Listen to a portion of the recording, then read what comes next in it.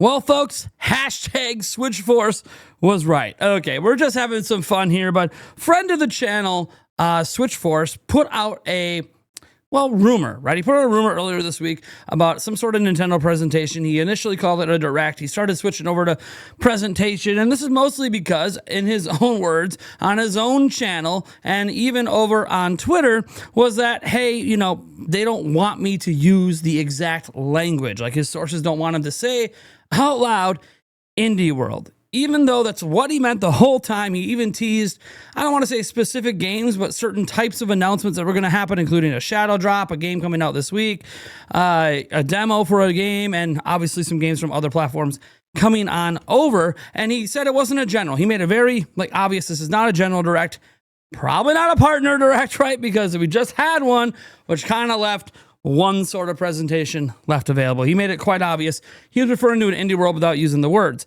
And today, Nintendo confirmed.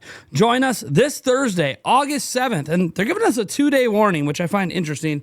Usually it's a 1 day, but hey, whatever. At 6 a.m. Pacific, so for me, I believe that's 8 a.m. Eastern. For me, I believe that's 8 a.m. Central for a new Indie World showcase. Tune in for roughly 15 minutes of new announcements and updates on indie games coming to Nintendo Switch 2 and Nintendo Switch. Of course, we are going to be live stream reacting to that Thursday morning. That's all fine, right? But what I want to actually focus in on here is that Indie World's really exciting, and we are going to do predictions and stuff like that on the podcast on Wednesday. But what I'm actually focused on is what this means, because SwitchForce has now been technically right 2 weeks in a row. Last week on July 26th, he put out this tweet, and that tweet said there would be a direct on Thursday. Now, obviously at this point, many of us were expecting a direct to happen last week and on Thursday, thanks to Nate the Hate and others. So, I didn't really report on this, but it is notable that he did say that before it came true, and then it came true. We got the Nintendo Direct Partner Showcase. Now, this week, he was heavily hinting at an Indie World, and we got that. But the reason we have to bring that up is not only because he was the only person. I can't find any other person out there that was saying there was going to be an Indie World this week. What I want to note is he mentioned something about a 3-prong idea, a concept, right? And he said, he almost hinted that he's aware of it. And look, here's his words on it. I'm telling you that the partner showcase that just took place was phase 1 of a 3-phase Nintendo Direct program, okay? I said that it happens in a 3-phase plan. Nintendo likes to do it this way, and look, I can't tell you directly, but let's think about it. Look back at how Nintendo does things, right? There's usually a 3-step plan to how they handle their directs, okay? The big final step is the general. Oftentimes the first step is the partner. The middle step is usually what is happening this week, okay? The middle step is what is happening this week. I can't give you the exact verbiage, but I'm telling you. And he already revealed in his second video covering this that third prong's a general direct. Now, I don't know if he's saying this from direct knowledge of all three or if this is just a natural assumption, because we do have some evidence to suggest there is another direct coming in the not too distant future. Again, could be September, of course. And that is, of course, Christopher Dring. Now, again, it's just a rumor. Remember how he was kind of hyping up the partner direct a little bit? It's just a rumor, but he did say that there were 3 big games he's aware of that he was told by the companies themselves were supposed to be in last week's direct that weren't there, which does mean that Nintendo, 1, didn't tell the company which direct they would be in. They just assumed they would be in the partner direct. And 2, that those games must be being saved for another direct event that's not too far away. In fact, maybe even next week. And how we get to this is, 1, SwitchForce did like this comment on his post. I think you can't put too much into liking comments being definitive on anything, because he didn't say out loud, at least at the time we're making this video, that there is a general direct next week.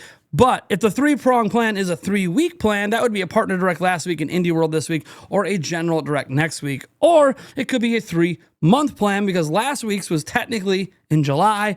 This week's is in August. A general could be in September. Also, it's Mario's 40th anniversary, Super Mario specifically, 40th anniversary in, September 13th, which happens to be on a Wednesday. So there is a possibility of a few things. 1, that the general direct is next week, and that would be kind of cool. It does happen before Gamescom, and it happens before the Fan Expo, and it happens before PAX West. So that could give us a bevy of really cool things at those events. Or it could be in September when they typically do directs, although Nintendo hasn't been using a typical direct schedule pretty much since June of last year. They did a general direct in June of 2024, and nothing has been on schedule or usual since then. Literally, look at the directs, look at the Indie Worlds, the partner show, look at all of the stuff. None of it's been on Nintendo's typical schedule. Even the partner direct, like that's not so very, weird how Nintendo's been acting. So we can't put it past them that maybe part of this weirdness is they're also doing 3 weeks in a row of presentations. It's possible. But regardless, what this does mean, or likely means, again, we're speculating here, is that the next big event, the next one, is going to likely be a general direct. And that is so exciting. And I think what's really going to be fun is on the podcast, we're going to have a conversation about this plan Nintendo seems to be on, where they do a partner showcase followed by Indie World, then the big general direct. If we think that's a good plan, if we think that's a good idea, because that clearly seems to be the path they're on. And do we think there could be a general direct this month, and then they still do an event in September, but that event is specifically the Super Mario 40th Anniversary Direct event, presentation, whatever they call it. Because that could also exist as well. There's a world that could exist where we get a partner showcase, an Indie World, next week a General Direct, and next month we still get an event for Mario's 40th. That would be awesome. Actually, in hindsight, I think after we get past that Mario 40th event, we're going to look back at the last couple of months and just be like, damn, Nintendo really blew us out. They gave us so much information, so many games. But people just maybe don't like the order in which they did it. A lot of people would have liked to see the general direct come first, then probably an Indie World, then a partner showcase, then the Mario's 40th. I think that's the preferred, because then we'd have all those big announcements and then everything else would just feel like, gravy on an already amazing meal, instead of it being like, let's give you the side dishes before the main course, which is pretty typical, but I think people would have liked that in reverse order a little bit, although saving Mario's 40th for the actual 40th anniversary. Anyways, obviously we don't know what's going to happen.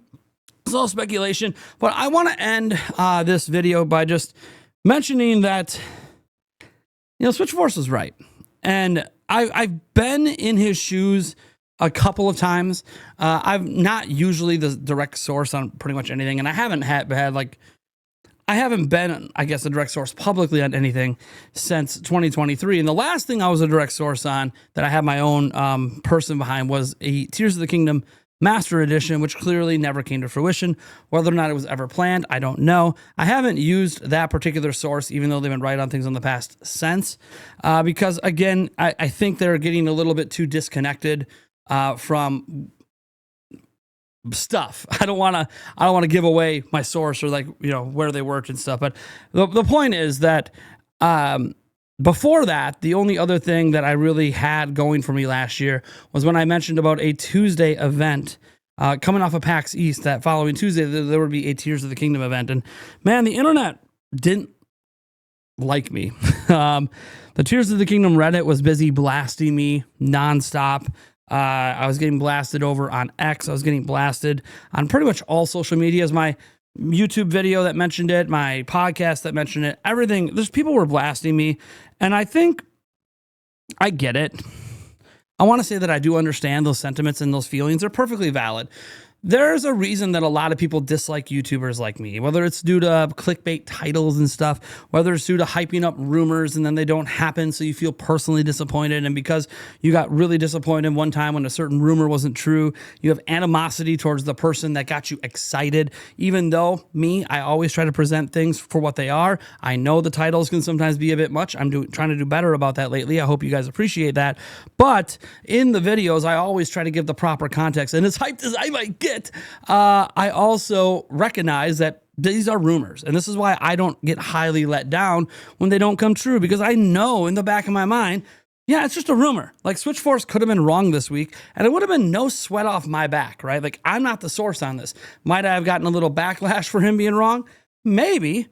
But I shouldn't, because I'm not the source, right? But people would probably pile on and say, see, this is an example. You didn't learn anything from the beat 'em up situation. And look, guys, I'm always going to be talking about rumors, and I understand what Switchforce has been going through because I get the sentiment. I know why people dislike us.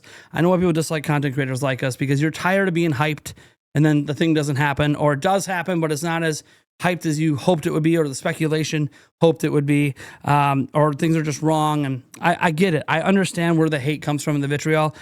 Being someone who loves speculating about future possibilities and rumors doesn't mean everybody likes it. And some people like it when it's right and the hype was justified and it came through and maybe even over-delivered. But most people get really upset when it under-delivers or doesn't come true at all. So I understand where that sentiment comes from.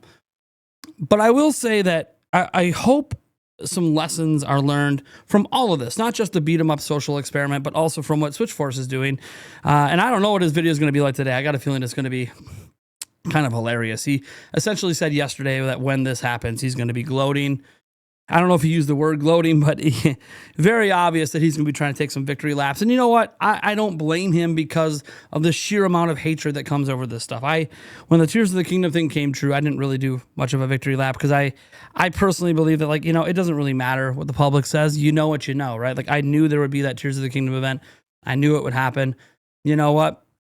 What's the point of taking victory laps? Like, it doesn't really matter in the end because people don't know what I knew back then. And hey, guess what? That helps when you do have information, like with the Master Edition, and then that turns out to be wrong. Like, because I wasn't taking victory laps over the prior thing, to me, it actually sucked having to own up to that being wrong. But, it is what it is. It was a completely different source, and I won't be using them. I think that Switchforce is, the lesson from him is basically that one, that he doesn't ever intentionally put anything out there to deceive or lie. I don't think that trying to do gotchas on people. Okay. So there's that. Switchforce has actually been the source on a few things over the years, and for the most part has been right almost every single time. Then there was one thing he might have been wrong on, but I can't even remember. It was so long ago. But he's been right about a lot. He was right about a lot of stuff leaked for Animal Crossing. He's just right about a lot of stuff in general over the last, 10 years. But I just want to note that I hope that the lesson learned by the audience is that we need to find a way to separate out speculation and talk about other people's rumors from being the direct source. Because a lot of the hatred towards Switchforce wasn't about his information on there being an indie world this week. It was that they don't trust him because he speculates on other rumors that sometimes come true and sometimes don't. And because of that, it makes him untrustworthy and he has no credibility. And I just find that to be weird because credibility for being a source for something is different than just speculating like any fan does. You go to any forum, any social, you'll see fans speculating on things all the time. The difference with us is that we do it on video and we have a community that wants to listen. But I think that leads to people being just really, really full of hate towards people. Like the Reddits, it's very funny looking at the Gaming Leaks and Rumors Reddit because they were really hating on Switchforce. They were laughing at him. Nate the Hate owned his ass, yada, yada. And then he was right the whole time. And now that all of his posts that were about Switchforce and what he said are getting all the legit and confirmed marks, hardly anyone's upping voting and all that because they just don't want him to be right. Like there's a certain level of vitriol that exists for content creators like me where you really just, we joke around about haters and haters tiers and stuff that we do on stream and stuff, but reality is it's a real thing. There are people that legitimately just dislike us so much that even when we are correct, they don't really want to give credit for it. They want to just still, they were right about this one thing, but they're still a piece of shit kind of comments. And it's like, look, your opinions are totally valid for yourself. They always have been. Your opinions have always been valid for yourself. If you don't like me, you don't like Switchforce, you don't like content creators like us, that's a valid opinion. I'm not here to try to change your mind on that. You don't like our kind of content. You think we're scum or whatever you want to think. You think we're lying all the time when we're just speculating. But what I will say is I hope that you at least learn to separate out when we say we are the source on something versus talking about other stuff. And for me, it's pretty obvious, guys. I link all the sources down in the description. I've been doing that for years. Literally like 9 years now, I've been putting links down in the description to the sources. So it's not like I'm ever claiming that I'm the source when I'm linking to sources and showing them on screen and all that. So anyways, you guys let me know what you think about this down below. Are you excited for the indie world this week? What indie games do you hope show up? Are you being one of those people that are like, oh, Silksong, come on. Ooh, maybe a Hades 2 release date. Are you hoping for like the big ones?